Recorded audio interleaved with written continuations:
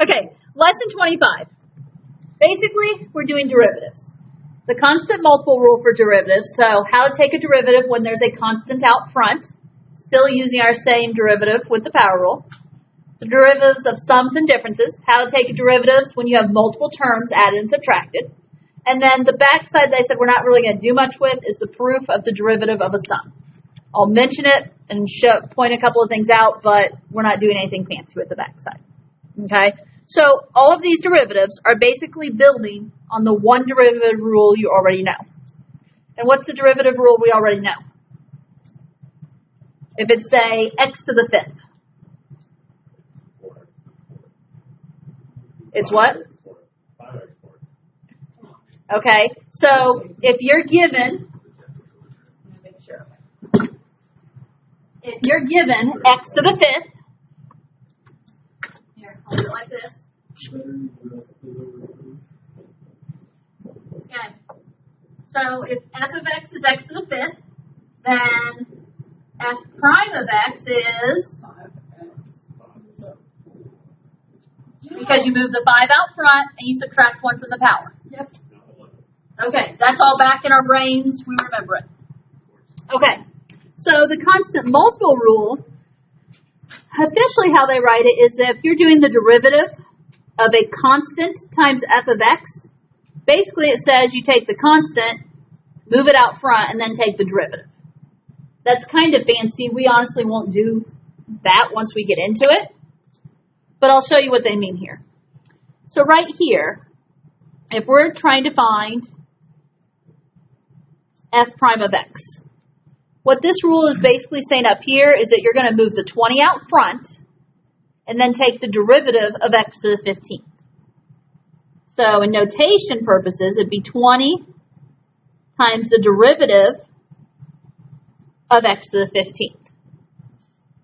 Okay, that's like fancy notation purposes. But do the math. The 20, of course, is a constant. It's going to say 20. What is the derivative of x to the 15th? 15x to the, and if I want to be official, it was 15 minus 1 when we learned it, right? Now, the key is clean it up. Don't leave it as 20 times 15. What is 20 times 15? 300. 2 times 15, tack on a 0. Okay, but this is a good, okay, so this falls into number sense in my math brain. Because there's the 0. Drop the 0 off. 2 times 15 is 30. Put the 0 back on, makes it 300. That's a doable one. You don't have to write all that fancy stuff in between, because whenever I just looked at it, I was like, oh, you just 15 times 20, and then, okay.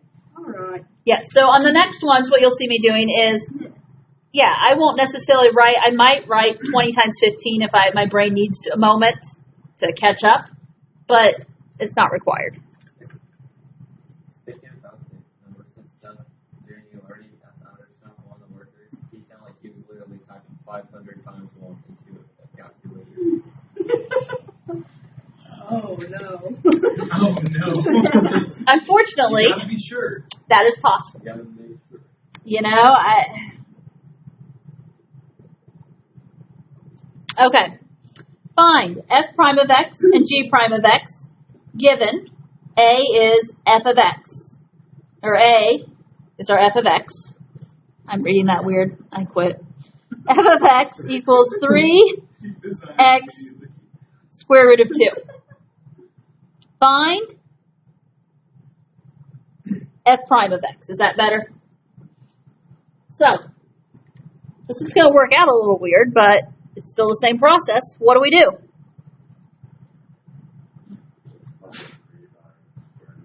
Yeah, the 3 is going to stay out front as 3. The square root of 2, to take the derivative, we bring out front as a coefficient, so times square root of 2. Then x to the, what's my power? Square root of 2 minus 1.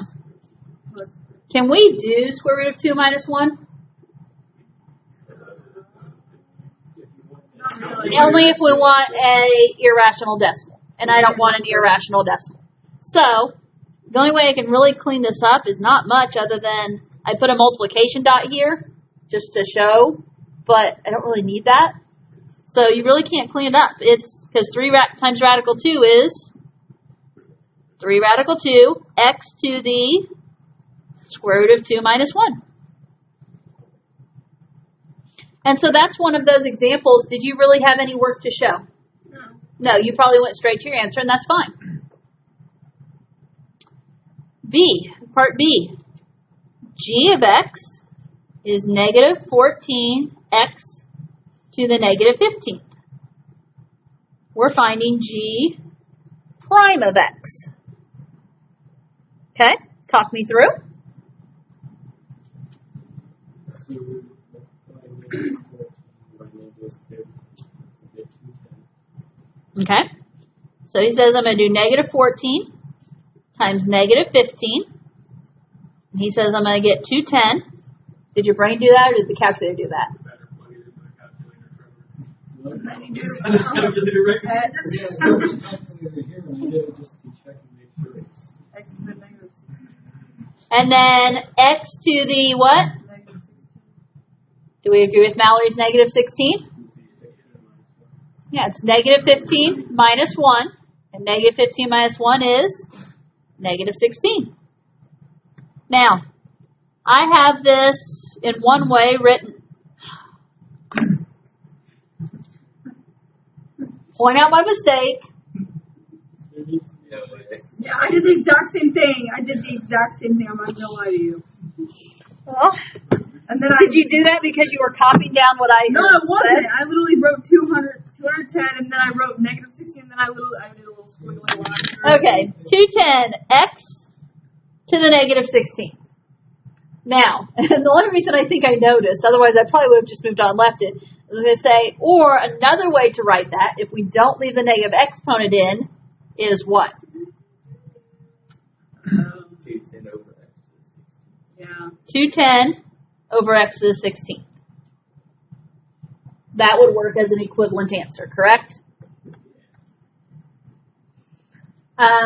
What's the answer key you're going to have tomorrow? I don't remember. What did the answer key have last time we did these?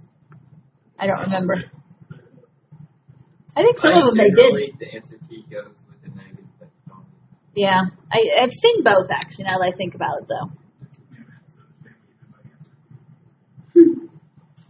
But I got it. Okay. Not the one you look at, the one we look at in class. Okay. Are you guys good with this? Yeah. Yes. Yeah. Okay. I mean, to me, I kind of want to say it's common sense, but I can't. You're a math teacher. Yeah. Okay. Derivatives of sums and differences. Difficult stuff here. You ready? In order to do the derivative of either f plus x, g of x, or f of x minus g of x, you do the derivative of f of x, then you do the derivative of g of x. Wow.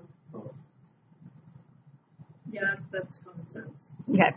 Again, I would kind of think it's common sense, but Your opinion's biased. it is. Very much so.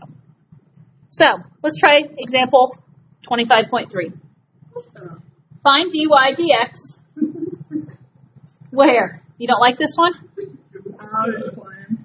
Y is 4x to the negative third minus 2x to the square root of 2 plus 4.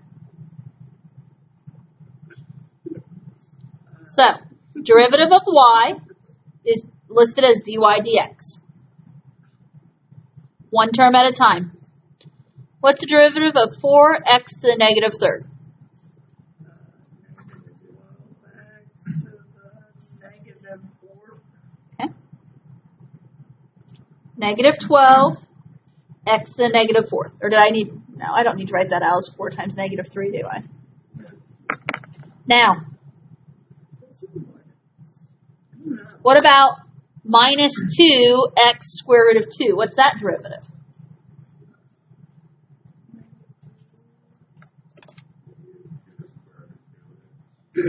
Negative 2, bring down the square root of 2, so square root of 2, x to the square root of 2 minus 1. Plus, derivative of 4.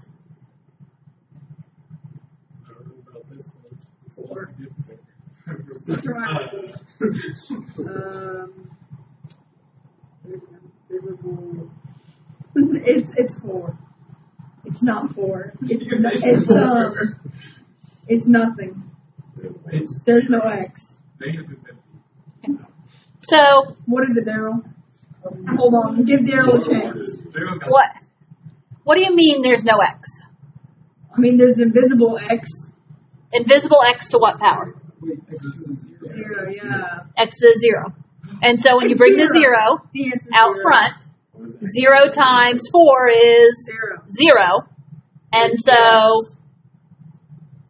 it's plus 0, which just means the derivative of a constant is always going to be It's nothing. nothing.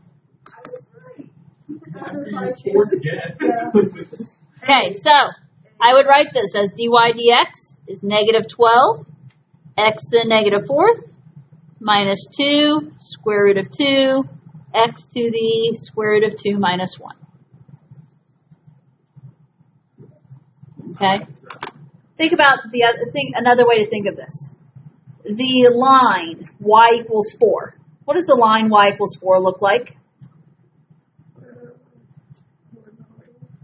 Horizontal line. What's the slope of a horizontal line? 0. Yeah. And remember, derivative is slope of the tangent line. Oh, yeah. Okay? Okay. There'll become a point where you won't be able to forget We that. should take a vocab test in here. Okay, example 4. You guys want to do a vocab? Find f prime of x given f of x. What would it maybe be beneficial to do first? Change the stuff that's in the denominator to the numerator. Yes. So I'm going to, before I do my derivative, I'm going to rewrite this because 3 over x to the 4th. Do we take that, the derivative of that as is? No. No. What do? We need this to be x to some power without being the denominator. So what is that? 3x. So that term right there is 3x to the negative 4th minus 2x to the pi, can stay as is. What about plus 2x to the negative 2? What happens when you move that negative exponent out of the denominator? It becomes positive. So it's 2x positive second plus 4. Now, can you do the derivative? Yes, ma'am, we can. I made it easy for you now. That's light work now. Okay, what is the derivative of 3x to the negative 4th? Negative 12x minus 5. 12x. Negative 12x to the negative 5th. Yep. What is the derivative of minus 2x to the pi?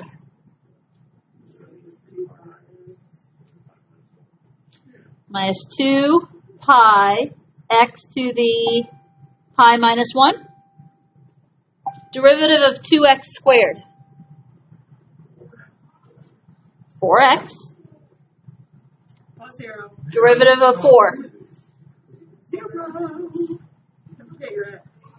I know. I got confused for a moment. Okay. I got confused. I don't know what I was doing there. Derivative of 2x squared is 4x. Derivative of 4 is 0. Notice I'm not writing my 0. We don't need it anymore. Not that I'm going to count you wrong if you write a 0, but come on. You're in calc. You know. I'm going to purposely write the 0. From that practice, my Now she'll only mark you off. Y'all. Extra 0. Every Let equation x right now is going to equal- have a plus 0. Okay. Ready for example 6? Yes, ma'am. They will on both sides. Okay. Now, officially it does not say, it says let s equal negative 16t squared plus 42t. It doesn't say If- Lady, please come to high school. No S here. Lady. There's no That's the answer. whole question. A. It's like you're making up rules It's like while we're Jeopardy, playing a you game. need to Hey, answer it's my class. I can make up rules. Okay, find ds dt. Okay, that's fair. Now, You guys are used to seeing maybe dy dx, right? Yeah. So start to notice the form here, in that this is s equals. So we're finding the derivative of s, so s is on top, ds, with relation to what variable is within this problem? T, which is normally x. So that's why when it's dy dx, that means it's a y equals x something equation. It said S equals a T, so that's why they got S on the top and T on the bottom. Okay, are you seeing that connection? Okay. So, and when I read it, it's the derivative of s with respect to t, because the t terms are what we're taking the derivative of, actually. Okay, so ds dt, derivative of negative 16t squared.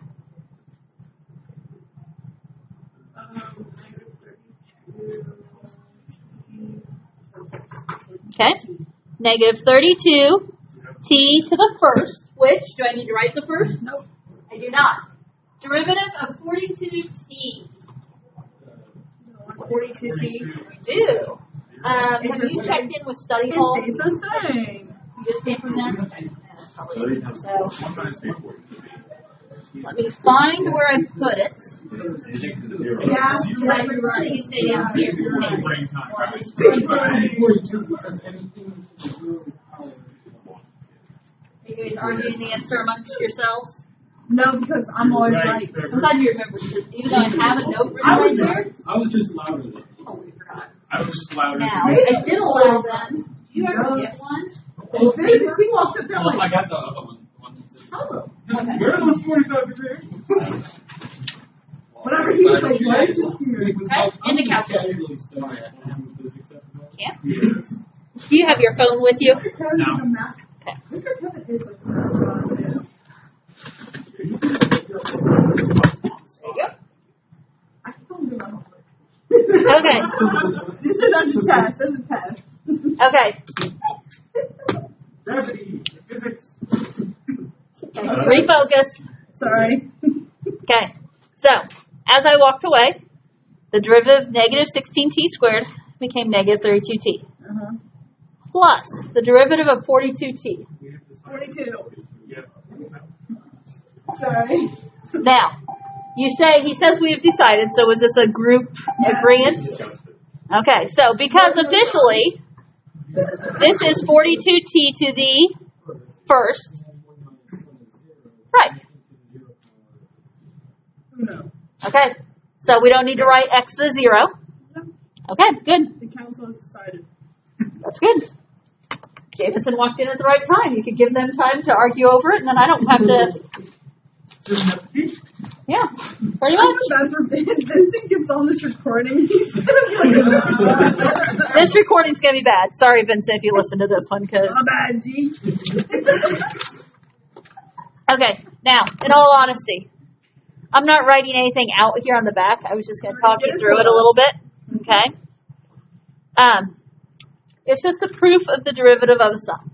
So what this is proving is that taking the derivative of f of x plus g of x is the same as the derivative of f of x plus the derivative of g of x added together. Okay? So just kind of proving that what we did on the front was okay. Now, what do you notice? This limit as h approaches 0 is definition of derivative. So notice, if we're trying to find the derivative of this right here, f of x plus g of x, every place you see an x, you replace it with x plus h. So it's f of x plus h plus g of x plus h. Minus, what are we trying to find the derivative of? It's this right here, f of x plus g of x, all over h. Now, this next step is reorganization. Actually just kind of removing the brackets, distributing. So still f of x plus h plus g of x plus h minus f of x minus g of x, distributing the negative. Now it's reorganization. You got the f's together first, then the g's together. Now, since this has a denominator of h, splitting into two fractions, both with denominators of h, and is this looking familiar? F of x plus h minus f of x over h, g of x plus h minus g of x over h. And so since that's two pieces there, it can be split into the two limits, which is the derivative of f and the derivative of g. Okay? So that's the proof. Wouldn't have been so cool if we would have had to work it out, We did proofs, geometry. but you did some proofs, some pre-calc, some trig proofs. We still did some. I think we did this year. Yeah. Yeah. To be like, So, We still Okay. did homework. Huh, weird.